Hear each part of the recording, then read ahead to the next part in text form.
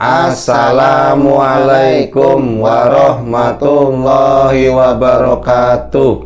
Selamat datang kawan-kawan ngobor semuanya di channel ngobor, ngobrolin horor yang biasanya nggak horor-horor banget. Dan di sini seperti biasa masih ada Bro Ayung, ada Biru juga di sini yang tugasnya nanti nyimak doang. Bro Ayung mau cerita gitu. Jadi gimana Bro Ayung? Apa kabar hari ini? Alhamdulillah baik. Ini kali ketiga ya, Bi. Iya, hari ini udah nanyain ketiga kali ya gitu ya. Tapi nggak apa-apa, wis basa-basi gitu kan. Ya. Udah makan mie, alhamdulillah, udah kenyang gitu ya. Gimana? Masih semangat buat cerita? Basa-basinya nggak asik banget ya? Iya, nggak apa-apa. Ini gue sininya tuh agak tebel bro. Kenapa emang? Jadi buat senyum, buat ketawa itu agak susah gitu. Oke. Ada masalah ada gigi masalah mungkin ya. Biasa. Itu sikat gigi itu yang ujungnya lancip. Nggak cocok sama itu kayaknya tuh. Betul. Kadang begitu yang kelihatannya smoothie ya, malah bahaya. Kena gusinya gitu kan. Gue biasa barber gitu kan. Pakai tepesnya kelapa gitu. Pakai batu bata merah. Iya betul. Ini mau gitu. cerita nggak, Bi? Udah cerita aja. Baik. Gitu. Ya, ini terima kasih atas waktunya. Aku diberi kesempatan buat cerita sama kawan-kawan ngobor ya, Bi. Iya. Aku mau nyapa kawan-kawan dulu. Assalamualaikum warahmatullahi wabarakatuh. Waalaikumsalam. Bismillahirrahmanirrahim. Semoga kawan-kawan semua dalam keadaan baik. Amin. Selalu dalam keadaan sehat, selalu bahagia kapanpun dan dimanapun saatnya. Betul. Amin. Ya, ini ketemu lagi sama kami berdua di ngobor, ngobrol horor yang diupayakan sehoror mungkin. Ya, baik. Biasanya sih nggak horor. Biasanya nggak horor. Jadi begini, ada kisah, Bi. Selalu ada kisah, semoga. Kisahnya dari Pak Sugeng. Pak Sugeng atau ya karena aku ngelihat beliau itu udah sepuh banget. Udah sepuh banget dan aku manggilnya Mbah waktu itu. Tapi ini di kisah ini kan agak mudaan. Makanya Pak Sugeng. Karena kejadiannya udah lama. Udah lampau sekarang sekali. udah sepuh gitu ya. Itu aja aku masih pemuda lah. Nah, itu kisahnya. Sekarang udah apa bangkotan gitu. Bangkotan. Oh, enggak, maksudnya yang pemuda itu Pak Sugengnya.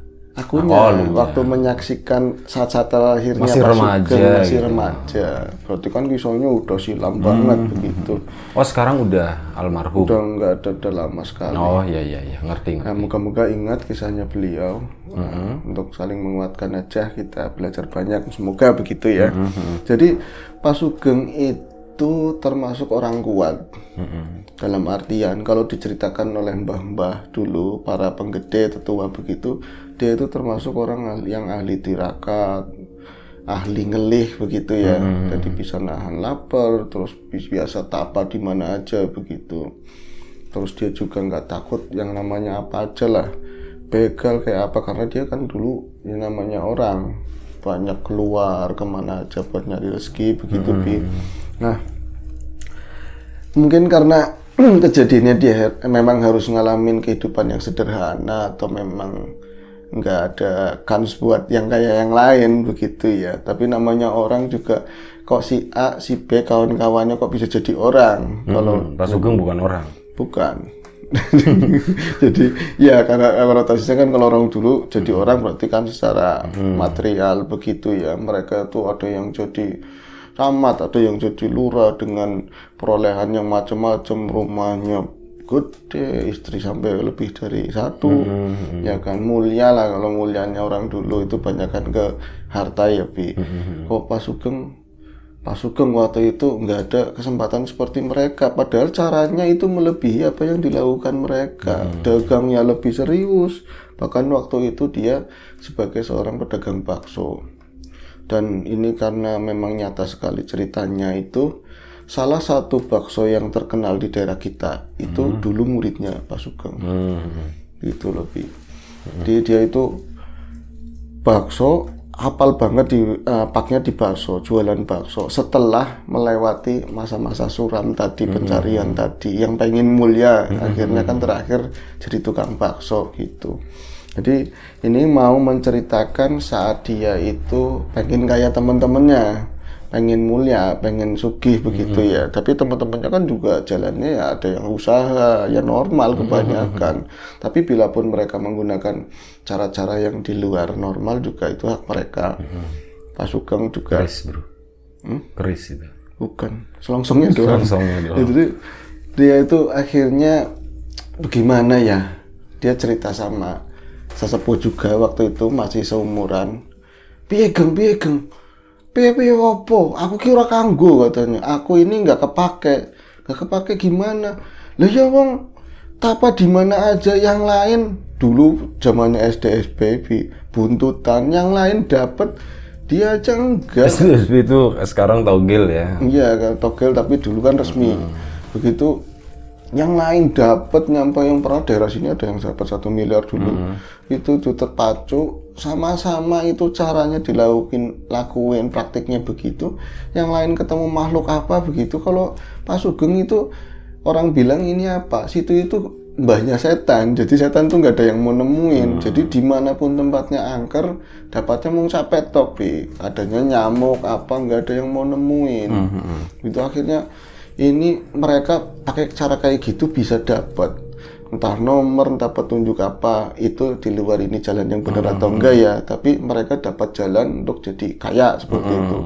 Pak Sugeng, aduh aku kok nggak pernah bisa dapat kayak mereka, apa yang salah dengan diriku gitu. Wis geng ngurus reka-reka katanya kata temannya, kamu nggak usah macem-macem, udah kamu mungkin harus jadi kiai apa jadi ustadz, jadi nggak usah ikutan begitu. Nah orang juga pengen mulia kayak yang lain, masa aku gini-gini aja. Kalau ada pekerjaan tetap mending. Orang nanya sama aku, gimana Pak Sugeng biar aku begini-begini, asal nyeplos dijalanin kaya, dapat jalan. Aku yang ngomong begini-begini aja, itu sebel, dia pusing, dia itu nggak dapat jalan temu, nggak ada penjelasan dari siapa. Kalau dulu kan ini apa tenaga pengajar kayak pencerahan. Kalau sekarang kan dari HP dari mana aja kan banyak Kalau dulu kalau nggak ngaji bener-bener kemana juga jarang, orang itu bodoh amat begitu. Nah ini ada satu ketika dia bertemu dengan seorang sepuh, dia ngasal gitu. Dalam perjalanannya waktu itu, dia itu dari daerah Jakarta, tapi waktu itu nggak ngomong, dia nggak jualan apa kerja nggak ngerti, apa dari tempat saudaranya yang jualan di sana, itu ngelalu bahasa sininya. Nekat, dia itu nggak mau pakai kendaraan apapun waktu itu. Jadi dia itu jalan kaki dari Jakarta, aku mau pulang ke Tegal. Seperti itu. Akhirnya ya dari jalur sana, mungkin jalurnya masih sama kayak sekarang ya, terus jalan kaki itu lahan lapar. Paling kalau misalnya memang ada air dia minum seperti itu. Dia ngeliatin penampakan macam-macam yang sering diceritain di Ngobor, mungkin itu bagi dia itu opo gue nggak penting. Aku pentingnya pengennya sugih, pengennya aku berhasil, istriku menunggu, anakku banyak di rumah, harapannya pasti bapak ini pergi lama, kali ini pasti berhasil. Sebenarnya istrinya nggak nuntut bapak harus kaya, harus ini, begitu enggak. Yang penting ada buat pendaringan itu ada, buat hari-hari ada. Tapi karena kemarin aku udah janjiin, ini pasti berhasil. Ini kok pulang masih gini-gini aja, itu ngelalu. Jadi bodoh amat, yang penting aku jalan ngetan begitu. Sampailah dia di Indramayu, terus ke Palimanan, akhirnya masuk ke daerah Cirebon. Ini Cirebonnya mana nggak diceritain waktu itu. Aku juga masih terlalu muda untuk nanya-nanyain di mana sih. Dijawab juga nggak ngerti kan. Iya, itu akhirnya dia itu diceritakan di sana. Nggak sengaja dia neduh di pinggir jalan itu ada apa ya, jembatan. Mungkin jembatan sekarang udah gede di kali tertentu lah ya. Dia ini panas.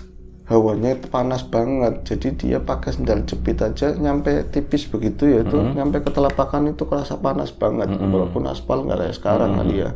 Akhirnya dia mau ngadem sekalian minum karena nggak ada bekal sama sekali, yang dituju ya air kali. Dia turun ke bawah ke kali tersebut, terus masih seperti kemarin-kemarin. Seandainya aku itu ada yang ngasih tunjuk, nanti aku bisa jadi jalan. Tapi yang udah harus ada proses begini-begininya, ada proses usahanya. Ini pulangnya tinggal sedikit lagi pulang, walaupun Cirebon sama Tegal ya jauh, jalan kaki ya. Masa ada keajaiban begitu yang nanti aku bisa bikin aku kaya ya? Moso ya, dia dipikir-pikir begitu. Kalau aku jadi kemarin-marin saudaraku ngomong jadi guru ngaji atau jadi kiai, nyatanya aku madrasah aja nggak ada, dulu ada madrasah ngaji aja aku males, alif-alifan aja nggak bisa. Kader iki pangeran kata dia begitu. Tunjukkanlah seperti itu. Dia ingat eling begitu, tapi yang ngosuk Bi. Kalau orang sini tuh doa yang apa namanya ya, yang terpaksa lah, bener-bener nuntut banget maksa gitu. Maksa banget. Itu dia lah cuci kaki itu dari Jakarta, itu kan udah debunya. Aku pernah jalan nggak terlalu jauh, nyoba-nyoba jalan seperti itu dari kota lain, satu kota lain aja siang hari debu semua Bi. Ini debu semua. Itu apalagi dari Jakarta sampai Cirebon. Itu dia nyuci kaki, cuci muka, mau sholat ya pakaiannya kotor, dan lagi pula dia nggak biasa sholat. Masa gara-gara aku mau minta aja sholat segala, kata dia gitu. Thanksin aku, kemarin-marin aja nggak sholat. Ada duduk di batu, nyender. Ada buah apa di sini, nggak ada buah, tapi lapar. Tapi kalau aku makan, berarti ini perjalananku aku ada makannya, harusnya aku puasa cuman makan minum aja gitu. Jadi pas nyender begini di batu tadi, di sakanya jembatan, itu ada suara halus banget nyapa dia, Geng, kata gitu. Nah, ini suara apa Mbah? Yo wong, ya maksudnya wongnya ngapain? Suaranya halus. Wong ayu kayak pasti, aku bilang, iya ayu banget, cantik, sama istrinya jenengan, istrinya dia kan berarti mbahnya temanku. Yo aduh, kata dia, jauh, nggak ada apa-apanya. Itu Geng, capek Geng, ngomongnya seperti itu Bi, capek Geng, itu nggak jawab apa-apa, cuman ini suara dari mana begitu. Tahu-tahu dia nengok kan, karena turunnya dari sebelah kanan sisi jembatan begitu ya, di sini itu rimbun-rimbun ketutup. Sebelah kiri jembatan itu sisinya itu banyak tumbuhan-tumbuhan sampai ke bawah, nggak mungkin ada orang dari sana. Dia nengoknya ke sini kan, ke atas begitu, kok nggak ada orang. Yang nyapa siapa? Terus, Geng, kamu capek? Apa ya sebelah sini? Tahu emang ada di situ Bi. Itu perempuan sangat cantik dengan pakaian yang biasa waktu itu, pakaian rakyat ya seperti itu. Tapi kok kalau dilihat dari kecantikannya dan packagingnya beliau itu nggak mungkin orang biasa. Ini pasti undercover, pasti penyamaran. Dia udah curiga begitu. Tapi yo, aku nggak ada perasaan nafsu, nggak ada perasaan apa. Aku hanya pengen kaya gitu doang. Walaupun saat itu dengan halusnya dia, kecantikan dia, aku ada kesempatan. Kalau misalnya itu orang juga, kayaknya tenaga aku sebagai laki-laki bisa memperdaya dia gitu. Tapi nggak diambil. Cuman ya uslah buat temen aja. Boleh duduk di sini, Geng. Nyai tahu nama saya dari mana? Pokoknya saya tahu. Semua yang kamu keluhkan saya tahu begitu. Nah, solusinya apa? Aku udah capek banget. Teman-temanku udah pada kaya, udah pada jadi orang. Ada yang jadi bupati, ada yang jadi camat, ada yang jadi kiai. Itu mangkat kaji, itu duit dari mana saya tahu semua. Ada yang dari nomor, dari bersekutu sama ini, ABCD aku tahu semua. Tak coba semua Nyai, tapi aku masih kayak gini. Nah sekarang kamu mau pulang kan? Iya, tapi sebenarnya nggak mau pulang. Mau pulang nggak mau pulang gimana? Toh Sugeng ini digituin sampai ditepuk begini katanya. Itu ya mau serang gitu, tapi nggak ada nafsu tetep ya. Aku hanya pengen sugih. Tapi dilihat-lihat si Nyai tersebut cuman pakai kebaya lengan panjang begini. Boro-boro aku minta ke dia, orang emas aja kayaknya nggak pakai gitu loh. Ini orang ngapain tapi wah ayo gitu. Bisa yang dipinta mungkin kehangatan, tapi dia nggak ada nafsu sama sekali. Akhirnya, kamu kan mau pulang, aku mau pulang Nyai. Nah ini masalahnya, sebelum berangkat, dan udah berulang kali aku berangkat janjiin sama istri, janjiin sama anak yang mau minta dibeliin ini, minta dibeliin itu. Ini tinggal selangkah lagi, berapa kota lagi, 1-2 kota udah nyampe ke rumah. Tapi aku masih gini-gini, aku malu. Ini kalau bisa aku nggak pulang, tapi mau kemana aku? Mau kemana tempat apa aja tak dudukin ya sama nggak ada solusi. Wis gini aja katanya, tak kasih petunjuk, kamu mau nggak? Petunjuk tentang apa? Ya apa yang kamu pengenin nanti kelaksana. Waktuku udah sempit Nyai, nggak mungkin kalau diituin, kalau kecuali aku itu ngibri pesugihan yang langsung kasar itu gelodak. Aku nggak mau kayak gitu, aku sayang sama anak-anakku, kata dia begitu. Ya enggak, siapa yang meminta bocah-bocahmu? Nggak ada ya permintaan apapun, tak kasih petunjuknya apa Nyai? Nah kayak gitu kan enak, katanya begitu. Pindah aja, jangan di sini, pindah aja kemana? Itu dia itu ayo bangun toh, di tangannya di ini tahu Sugeng itu lemas, itu bangun begini dia ke arah tadi yang sebelah sisi kiri kan rimbun, itu nggak rimbun katanya ganti, itu yang sebelah sisinya dia yang tadinya pohon-pohonan di bawah jembatan sebelah kiri bawah ya, itu bantaran yang halus banyak kembang begitu Wah ini mah kayak cerita-cerita yang lalu, aku bilang gini, nyelemong anak muda, paling nanti ke istana. Kata siapa istana? Enggak, istana kan Mbah, bukan ke istana, ke rumahnya dia. Rumahnya istana mesti? Enggak, kata. Rumahnya deket kali, biasa aja, katanya begitu. Terus sampean ke sana, ada suaminya apa enggak? Nggak ada suaminya, mau ngapain, mau nanyain aku bercinta sama dia gitu. Marah-marah Ngerokok dulu Mbak, ngerokok, jangan sampai emosi. Tak dengerin cerita, situ ngerokok enak, cerita, aku dengerin, tapi rokokku kurang. Oh nggak apa-apa, beli lagi, aku bilang gini. Ya, biasa buat nanggap, kata orang sini. Kopi John, kopi. Ngopi, disuguhin kopi lagi, manteng lagi ceritanya Jadi di sana rumahnya rumah kayu, adanya di pinggir kali tadi, tapi kalinya nggak kayak tadi. Angel maning, aku bilang kalinya kayak terusannya yang sama Mbak. Enggak, kesananya itu ada cabang, kalinya bening bagus. Nah rumah itu sebelah ini, satu rumah ini yang sebelah sini itu nancelep, itu panggung di bantaran kali, kesononya di tengah kali. Kalinya nggak gede, jadi kita duduk masuk ke rumah itu, ke pinggirannya rumah tadi udah ngeliat kali ya. Indah banget, nyenengin banget. Dia itu nggak punya perabotan mewah, nggak punya yang macem-macem, tapi tinggalnya sendiri. Nyatanya ya aku nggak berani nanya dia punya suami apa enggak, tapi kalau ngelihat dari apa yang gantung, baju, peralatan, itu nggak ada peralatan cowok. Angel, kataku. Pasti jatuh cinta lama-lama. Enggak, aku hanya pengen sugih, kata dia begitu. Itu padahal dia nyuguhin makanan. Itu aku bertahan nggak mau makan, saat itu aku mau makan. Karena ada harapan ini terakhir begitu ya. Tapi nanti pengen yang lain-lain. Enggak, aku cuma pengen sugih. Pala dia itu, kamu ada istri kan? Aku mancing-mancing. Aku cantik enggak begitu? Cantik banget Nyai.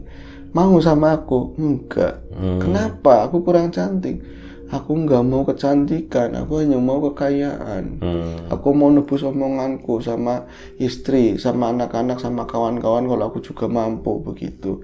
Baik, kalau kayak gitu, kamu keluar dari rumah ini. Nanti kamu jalan ke negeri sana, bukan negeri, ke kampung dekat kampungmu, satu kota dekat kampungmu. Loh, mau ngapain? Yus nurut baik, nurut aja. Nanti di sana itu kamu ketemu sama makhluk, bukan makhluk kayak kamu, begitu di luar kamu, nanti kamu bakalan dikasih, katanya. Yang penting sopan, ngomong apa adanya, kesulitannya apa. Nanti kalau sungguh-sungguh pasti dikasih. Ini waktumu, kata dia begitu. Enggak usah tumbal-tumbalan, yang penting ini udah ada niatan baik, dilalai aku ngeliat kamu. Ya wis. Akhirnya itu ngobrol sampai malam. Bah, belum pengen juga tak gituin. Nggak ada kepikiran begitu, kata dia begitu. Akhirnya sugih aja. Akhirnya dia keluar dari rumah tadi, udah pamit-pamit, itu dibawain gembolan. Satu gembolan isinya makanan sama pakaian buat ganti. Tapi berupa jarit yang jadi bentuk pakaian cowok cewek enggak. Supaya buat ganti aja, nggak tahu buat apa. Nah satunya ini nanti buat wadah. Wadah apa nggak ngerti tapi karung. Karung kayak karung buat terigu begitulah. Tapi nggak ada mereknya sih. Tapi ada jeritannya begini. Nah itu pas keluar, pas Sugeng itu ini kagetnya, di luar itu ada kereta Kereta apa? Sorry bro, bentar. Iya, bukan kereta lokomotif atau? Bukan, kereta zaman dulu kan lah seperti itu. Oh, kereta dokar. Kereta kuda. Enggak, gue pikir lu bilang kereta api. Terus akhirnya Ada dokar, di luar ada dokar, dan ternyata memang ada jalan itu pas dokar, dia pas ke situ kan masuk kan sore, nggak terlalu itu ada jalan, ngertinya itu tamannya rumah begitu ya. Itu ada jalan, itu nyampe ke bantaran kali naik begini, tapi nggak terlalu curam begitu ya. Dokarnya udah ngadep ke sana, ada ininya apa namanya itu? Kusirnya ada di situ. Nyai kapan berangkatnya, kata kusir tadi. Umurnya seumuran Sugeng. Mirip seumuran segitulah, tapi kan dia nggak ngeliat tampangnya kayak apa. Nah terus udah sana Geng, jalan, nanti diantar sama kusir, kamu ketemu yang kamu inginkan. Tapi Nyai cuman pesen kamu kendalikan hawa nafsu itu aja. Dan sejauh ini kamu berhasil, katanya begitu. Itu jalan naik ke dokar tadi, apa ya, lamanya kalau misalnya pakai dokar normal itu sebenarnya itu lama sekali kalau sampai Tegal ya. Apalagi kota setelahnya ke sana. Dia memang ngerasa agak lama, tapi ini di perjalanan tadi dia nggak ngelihat manusia satupun, cuman ada jalan yang benar-benar sepi, nggak ada orang, terus nggak ada jeglugan sama sekali, tapi bukan aspal. Adanya cuma pohon-pohon kiri kanan begitu. Sampai dia itu pernah ngomong begini, Mas aku pengen kencing, minta turun berhenti sebentar begitu.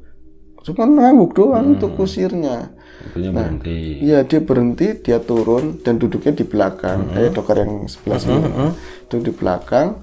Dia akhirnya mau buang air di samping sini juga nggak enak, kesini salah, ada perasaan risih begitu. Tapi aku penasaran ini mukanya tukang kusirnya kayak apa. Kesempatan ini, padahal kencing itu cuma teknik, satu pengen kencing, duanya pengen penasaran, pengen lihat mukanya. Biko nggak ngomong nggak apa, sombong banget. Itu habis kencing muter. Yang bikin dia kaget mukanya persis, kayak mukanya Sugeng. Kayak Sugeng persis. Dia sempat ngeliatin begitu, cool banget katanya, nggak ngomong ini itu enggak sama, tapi ngerokok, mal plepos. Jadi Sugeng lihat kemari, dia tetap pandangannya ke depan begitu. Loh kok kayak aku? Hikmat ya berarti ya. Iya, dia nyantai banget. Ini ada pecutnya ditaruh di sini, ininya megang kendalinya kekangnya ya. Duh kok mukanya kayak aku ya. Akhirnya bodo amat, aku hanya pengen sugih, nggak pengen godaan kayak apa, aku harus kuat. Terus jalan lagi ke sana. Itu nggak lama kayak nyebrang dimensi katanya, di keramaian banyak orang tapi aku nggak pernah ngeliat mukanya kayak apa. Selalu di jalan tadi pasti dari samping, lihatnya dari samping, nggak ada yang dari depan muka begitu, nggak ada. Sampailah di suatu tempat itu mirip kayak kali yang tadi, kayak sungai yang tadi. Itu kotanya itu setelah Tegal atau sebelum? Setelah. Nah itu waktu itu kali itu lokasinya di mana? Udah ngelewatin Tegal atau belum? Kali tadi udah ngelewati. Nah itu ngelewatin Tegal, ke sana masih ada kali lagi. Kalinya nggak gede. Iya, kali yang buat lu mancing itu. Ya kalau Tegal kan ada kali gede-gede. Kesanaan memang ada kali gede, tapi di kota tersebut ada kali tapi nggak terlalu besar. Itu ke situ. Dan di sana itu kelihatannya banyak orang, tapi yang ditemuin selalu nyamping semua, nggak ada yang ketemu muka. Kalau dari jauh mau papasan, kelihatannya kemari, tapi kalau udah jalannya ke sana, Kalau udah deket jalannya ke sana. Semua ada yang ke sini jalannya, tapi nggak ada yang papasan. Nah itu kusirnya tadi nganterin sampai sini aja, Geng. Itu baru ngomong, tentu dalam bahasa Jawa ya, tekan rene wae, Geng. Ya enggak tekan rene, sanjuk mene bae. Sanjuk mene bae ke Cirebon, Bi. Oh, Cirebon. Ya sanjuk mene bae. Iya, kita beli mangkonan gitu ya, Bi. Nah itu akhirnya dia masuk ke sebuah kayak pintu tapi di sini kayak tebing begini ya. Apa ya, bantaran kali tapi ada pintu, Bi. Ada pintu, ada pohon-pohon begitu, masuk ke dalam. Itu rame di dalam, tapi kayak cerita sebelumnya, jadi kayak di sebuah keraton begitulah, keraton ala Jawa, ada ponggawa, ada macam-macam di situ, kayak ada pasowanan begitu, dan ada ratunya. Ada ratunya ternyata mukanya kayak yang tadi, kayak yang pertama ngunjukin, oh udah dateng. Kuning ya? Hah? Kuning ya?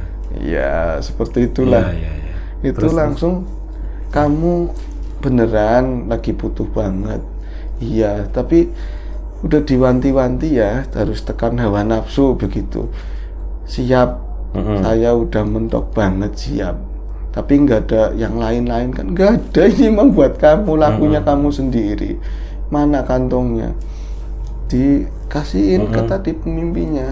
Dia itu nyuruh sama anak buahnya, itu kelihatan banget taruh di dalamnya duit pada masa itu loh, duit yang laku pada masa itu. Dikantongin sampai dipenet-penet begini supaya pasek banget gitu, baru diseret. Udah, Nyai udah kayak gini doang, nggak ngapa-ngapain. Udah, kamu butuhnya kaya kan? Ya itu dikasih kaya, udah pulang sana. Ini bener nggak? Dia curiga, takutnya kan ada macem-macem bi. Enggak, udah sana keluar, itu balik badan doang. Ternyata udah di dalam, bukan di atas dokar lagi. Dokar lagi. Balik badan toh udah di atas dokar lagi, dan kali ini nggak ada supirnya bi, nggak ada itu kusirnya. Jadi dia nungguin sempat lama. Aduh, aku nggak nanya itu namanya siapa yang mirip sama aku gitu. Itu awagan katanya, ngaco-ngacoan manggil nama aku aja. Gang udah ada di situ. Tahu-taunya kusir itu dipanggil Gang udah langsung begini, nyambil rokok katanya. Wah, masa mbah, namanya anak muda nggak percaya. Kamu cerita tapi diceritain ngeyel kata dia gitu. Nah itu akhirnya apa? Ya kita jalan. Nah itu jalannya ke Indramayu, enggak, pulang ke Tegal. Bener-bener pulang ke Tegal, ke rumahnya dia, bawa gembolan. Dia bahagia sekali kan. Tapi ya itu tadi orangnya, nyampe rumah istrinya seneng, bapak balik. Bapak ya, sini kan bapak balik, anak-anaknya pada meluk. Bapak balik kan lama sekali nggak pulang bi. Bawa apa? Bawa gembolan. Wis, kamu mau beli apa aja Tun? Istrinya Rohatun misalnya namanya, mau beli apa aja Tun, lemah tanah apa aja pokoknya dibeli. Bapak punya duit banyak. Yang bener Pak, iya iki katanya. Dek, mau tuku apa? Beli apa? Mainan apa gitu? Itu dikasih wedangan. Nah adatnya kayak orang kayak kita, itu bukan kopi teh tubruk. Ada teh tubruk harus ada rokok bi. Nggak enak, apalagi dalam perjalanan jauh itu. Biasanya kalau di jalan masih bisa ngelinting apa, pakai dokar. Si Sugeng KW nggak punya rokoknya, nggak nawarin, pengen beli rokok Sugeng. Nah ini nggak ada orang ya, jangan-jangan ada yang orang ngintip. Dibuka tadi buntelan tadi, diambil 1 lembar. Uang masih uang, ditaruh lagi. Terus, Pak kemana Pak? Jagain ini ya Tun, jangan sampai ada orang buka-buka. Iya, mau kemana? Beli rokok dulu. Beli rokok itu jam 10 pagi bi. Dibeli rokok, laku, ada kembaliannya. Nah itu wis dia cerita sambil pelepas. Nah itu pas istrinya mau minta lagi duit, tadi udah dibagi-bagi buat anak-anak lah, buat jajan, tetangga kasih gitu. Itu kayak orang sodako lah begitu bi. Nah mau beli beras, itu dibuka lagi nggak ada biblas. Jadi adanya tanah tok wis. Adanya tanah hitam, tanah sama sekali tanah. Dan dia juga baru mikir, yang nganterin aku nggak dikasih minum atau apa? Udah di alamnya dia, bener-bener di rumah begitu. Itu cuma 1 lembar duit tadi dipakai habis. Itu tanah semua, nggak ada yang lain. Itu dia nyesel nyampe nangis. Itu aku sampai nangis, kesalahannya apa? Baru dia ingat itu harus dibawa ke sana bi. Ke sana kemana? Ke Cirebon lagi dulu, jangan dibawa pulang. Jadi dia lupa. Sebenarnya sampean lupa apa enggak sih? Ya lupa inget, maksudku aku orang udah punya duit ya, aku mampir mau nengokin anak dulu. Ternyata tak inget ini si kantong tadi harus nyampe ke sana dulu. Oh kayak gitu, berarti sampean gagal ya gara-gara pengen udut gitu kan, gara-gara pengen rokok. Ya aku nyalain semuanya, tapi ujung-ujungnya nyalain diriku sendiri gitu loh. Kenapa harus dikasih teh tubruk? Ada teh tubruk, harus ada rokok. Kenapa aku tahan hawa nafsu kayak gitu bi? Aku nafsu rokok, packaging semlohe begitu nggak nafsu. Maroko kalah ya. Maroko kalah. Dan akhirnya nggak dapat apa-apa. Dia gagal dan Istrinya gimana? istrinya ya orang dulu ya, namanya udah ngeliat duitnya apa, maidone gitu kan, nyala-nyalainnya kayak apa. Itu semenjak saat itu dia banting setir, nggak mau. Emang dia supir ya, Supir, makanya tadi gue bilang, dia sejak kapan dia nyupir? ya wis banting setir istilahnya itu, nggak pernah mau ngelakuin yang kayak tadi. Dan mulai usaha tadi jualan bakso Mulai dari situ mulai jualan sampai bakso. akhir hayatnya. Hmm, Tapi ya tadi ada diseling-selingi orang minta apa kayak orang penyembuh begitulah. Dan tadi yang aku bilang salah satu bukan subscribernya dia gitu. Tadi orang yang datang ke dia minta diajarin bakso. Sampai sekarang ada bakso di sini yang jadi populer, itu belajar gitu. Salah satu idolanya di sini gitu ya. Jadi belajarnya sama Pak Sugeng. Jadi ya orang-orang situ dari cerita yang didapat itu ngomong seragam, bener ceritanya emang seperti itu. Dia itu rajanya setan, mau nongkrong di mana aja bertapa nggak ada setan keluar katanya begitu. Oke, Itu aja. Oke, terima kasih Bro Ayung, dan kebetulan ini udah masuk azan ya. Pas banget ceritanya. Terima kasih Bro Ayung, ceritanya Pak Sugeng gitu ya. Ya, doa yang terbaik buat almarhum Pak Sugeng. Dan kita sekalian mohon maaf kalau misalnya ada sesuatu yang nggak berkenan di mata, di hati, di telinga kawan-kawan semua ya. Cepat aja. Terima kasih banyak. Mohon maaf sebesar-besarnya. Jaga kesehatan kawan-kawan semuanya. Assalamualaikum warahmatullahi wabarakatuh.